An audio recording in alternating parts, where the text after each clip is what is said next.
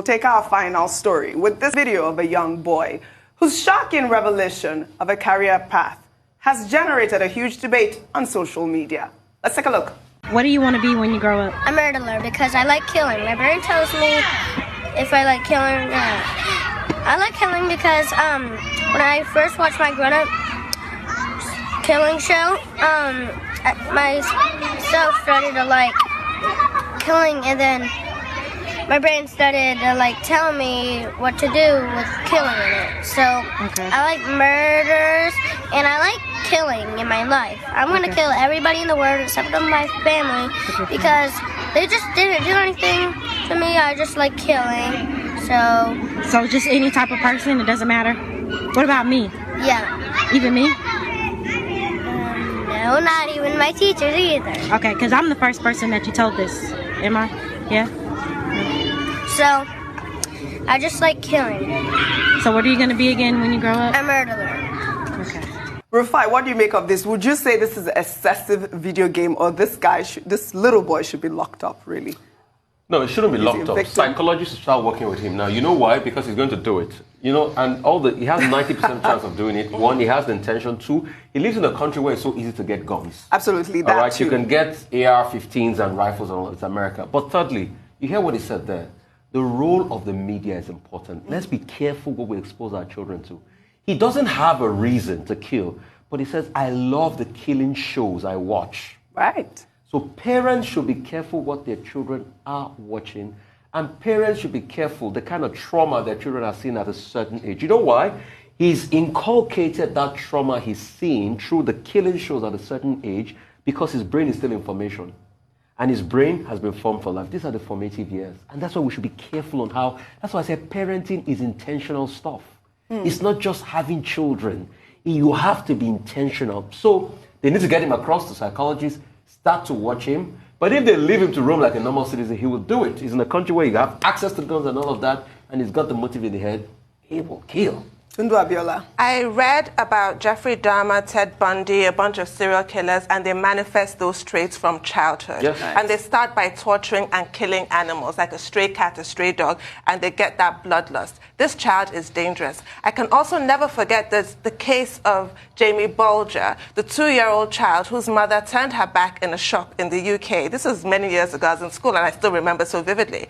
And these two boys, they were captured on CCTV. Terry Venables, I can never forget his name. Initially, they were child A and child B. Later, we found Terry Venables was the child A. They just came, they saw this 2-year-old boy, held him by the hand and led him out. That's the footage, and they tortured him and they killed that boy. The British public were then shown the videos of those children being interviewed by the police. Obviously, their faces were blurred and their names were Child A and Child B. And they were saying they had watched a movie called Child's Play, Chucky. I remember Chucky. Yes, and that is why they decided to kill that boy. Yeah. And one of the children was crying. But Terry Venables was completely happy, very calm, and said, yes, I killed him, and zero remorse. So there's also something in their brain, in the makeup of their brain. Psychopaths lack empathy. They cannot feel compassion for other human beings. This is a very chilling video. This boy is dangerous. Dr. Abati. Okay, what we're dealing with here is that at one level, we have an idealized vision of youth, of children. The standard belief is that children cannot kill because they are innocent. But over the years, we've seen many cases of children who kill. 13-year-old throwing a baby from upstairs, young school children in Colorado, in Texas, and other places going to school with guns and killing their classmates. Now, there was an essay that was done by the New York Times, December 14, 1996, in which, there was an attempt to look at all of this. And that essay is very instructive. It pointed out a number of issues. One, about psychiatric problems. It was proven based on essays in the Journal of the American Medical Association that even young persons can be psychopaths and that they will reproduce those patterns as they grow older. Two, parenting was also pointed out that some of these children who become psychopaths and murderers and promoters of homicide later, some of them come from homes where there is a lot of domestic violence. Yes.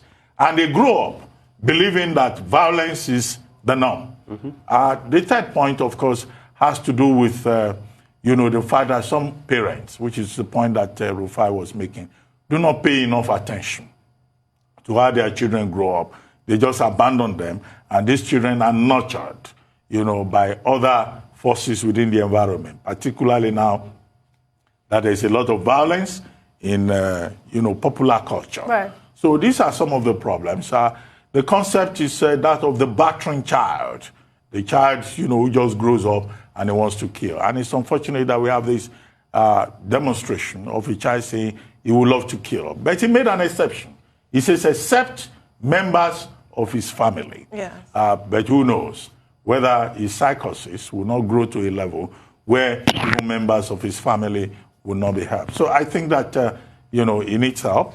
Absolutely. As has That's been the pointed out. first thing they have to do immediately. They have to take this boy and get him help, the help that he needs. But like I was saying, I also feel that he is a victim of what we put out there. I really do want to say that. Yes, that too is another very strong argument. Well, that's all I have for you on What's Trending today. I will see you all next week.